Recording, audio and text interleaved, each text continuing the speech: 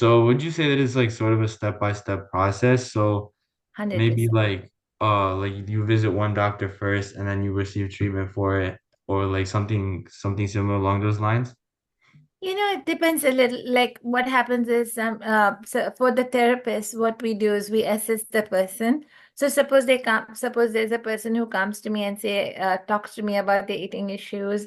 And then what we do is we try to help them as we go through this. So because sometimes they may not get doctor's appointments right away. So we just talk to them and say, hey, if you are going to the doctor, on this day, this is what your doctor will help you with. These are things we can do, these are things we cannot do. Just assist them with the process, offer them different methods and tips to because if we have some therapy tools that we use to basically identify whether it's any eating disorder or any we call it body dysmorphic disorder, because if I feel my body is too fat, then I might not eat at all. If I feel my body is too thin, I might eat more. Some of those things. So basically, just keeping the person doing different things for their behaviors, so they reduce some of the